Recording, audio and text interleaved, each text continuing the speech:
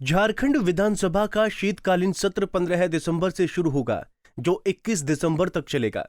सत्र में 6 कार्य दिवस होंगे। इस दौरान द्वितीय अनुपूरक बजट भी पेश किया जाएगा। साथ ही कई विधेयक भी इस सत्र में पेश किए जाएंगे। वहीं 7 दिसंबर को मुख्यमंत्री हेमंत सोरेन की अध्यक्षता में हुई झारखंड कैबिनेट की बैठक में 27 अहम प्रस्तावों पर कैबिनेट की मुहर लगी है।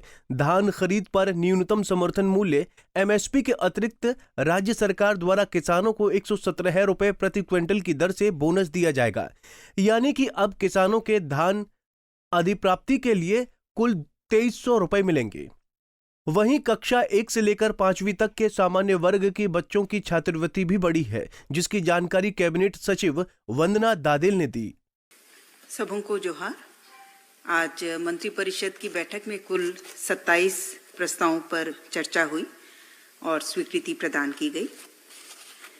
पहला प्रस्ताव कृषि विभाग से 45,148 रुपए मात्र संभावित है।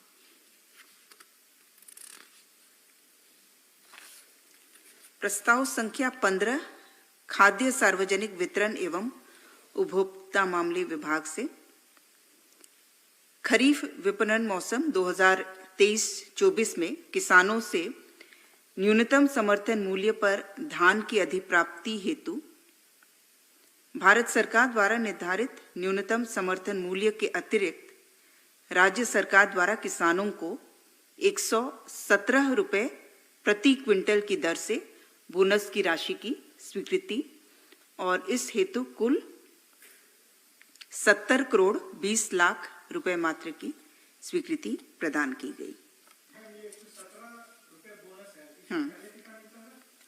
ये दोनों मिला करके लगभग 2300 रुपए प्रति क्विंटल अधिप्राप्ति की राशि होगी। हाँ, 2300 लगभग 2300 है। और जो टारगेट अधिप्राप्ति का रखा गया है लक्ष्य, वो 6 लाख मीट्रिक टन रखा गया है और इसीलिए 70 करोड़ 20 लाख मात्र व्यय होगा इसमें। प्रस्ताव संख्या 16 भी खाद्य सार्वजनिक वितरण मामले विभाग से है। किसानों से न्यूनतम समर्थन मूल्य पर धान तीन प्रस्ताव हैं खाद्य सार्वजनिक वितरण मामले से और तीनों एक तरह से रिलेटेड है एक दूसरे से। किसानों से न्यूनतम समर्थन मूल्य पर धान अधिप्राप्ति के लिए झारखंड राज्य धान अधिप्राप्ति योजना की स्वीकृति, किसानों को ससमय भुगतान हेतु 1000 करोड़ मात्र की अधिसीमा तक बैंकों से ऋण प्राप्त करने के साथ साथ झारखंड राज्य धान अधिप्राप्ति योजना के लिए राशि की व्यवस्था तथा राइस मिलरों को रुपए 60 प्रति क्विंटल की दर से इंसेंटिव भुगतान की स्वीकृति के संबंध में। तीसरा प्रस्ताव खाद्य सार्वजनिक वितरण विभाग से झारखंड राज्य खाद्य सुरक्षा योजना की स्वीकृति से संबंधित विभागीय संकल्प 15/9/2020 में संशोधन की स्वीकृति के संबंध में। मुख्य रूप से जो झारखंड राज्य खाद्य सुरक्षा योजना के कार्यान्वयन हेतु जो खाद्यान्न की आवश्यकता है उसकी प्राप्ति जो धान अधिप्राप्ति योजना से तैयार जो हमारा कस्टम मिल्ड राइस होगा उससे किया जाएगा। 6 लाख मीट्रिक टन जो टोटल लक्ष्य रखा गया है उसके तहत 2.3 लाख मीट्रिक टन का क्रय झारखंड राज्य खाद्य सुरक्षा योजना के लिए किया जाएगा। इसके तहत जो ग्रीन कार्ड होल्डर्स हमारे हैं उनको खाद्य की आपूर्ति इसके अंतर्गत किया जाएगा और 3.7 लाख जो शेष है वो सेंट्रल पूल के लिए किया जाएगा, जिसके तहत जो हमारी दूसरी योजनाएं हैं राष्ट्रीय खाद्य सुरक्षा अधिनियम के अंतर्गत उसमें खाद्यान्न की आपूर्ति। वहीं सदन को लेकर कैबिनेट मंत्री आलमगीर आलम ने क्या कहा, सुनिए। कुछ अनुदान देते बढ़ाने के काम किया है। इस टाइपन में जो है उसको मिले उसके लिए भी व्यवस्था किया गया है। कुछ नई सड़क जो ग्रामीण विकास से PWD हस्तांतरित हुआ, इस सब हुआ है, मिलने यही काम। सत्र को लेकर भी कुछ आया है? देखिए, सत्र जो है 15 तारीख से 21 तारीख तक सत्र चलेगी। आज उसका अनुमोदन तो पहले ही हो गया था, माननीय राज्यपाल महोदय भी कहा, वहाँ से भी आ गया है।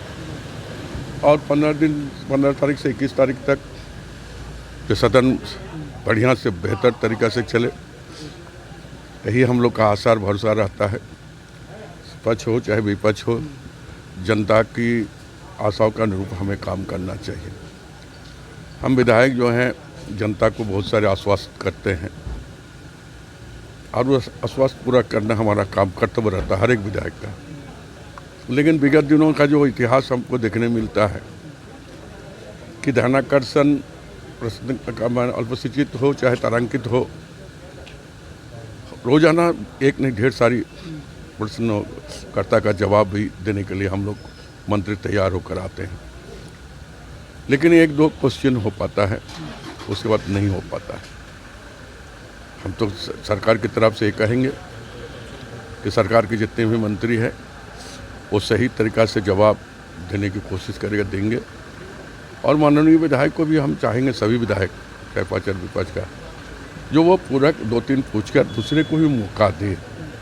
आज हम देखते हैं कि 1-2 ही विधायक का क्वेश्चन में पूरे जो है प्रश्नकाल ही खत्म हो जाता है। हम चाहते हैं कि अधिक से अधिक प्रश्न का सॉल्व जो है विधानसभा से हो, और सदन चलाने के लिए सत्ता और विपक्ष दोनों का जिम्मेदारी है। और ये जिम्मेदारी लोकतंत्र में दोनों को ही दिया है, सत्ता पक्ष को भी दिया है और विपक्ष को दिया है। और मुझे आशा है कि सत्ता और विपक्ष झारखंड के जनहित के मुद्दों को लेकर चर्चा बढ़िया से करे और इसका परिणाम झारखंड के लोगों को बेहतर जिंदगी मिले, यहाँ के डेवलपमेंट हो, कल्याणकारी योजना जो अंतिम पायदान में बैठे हुए हैं उनको पहुँचे।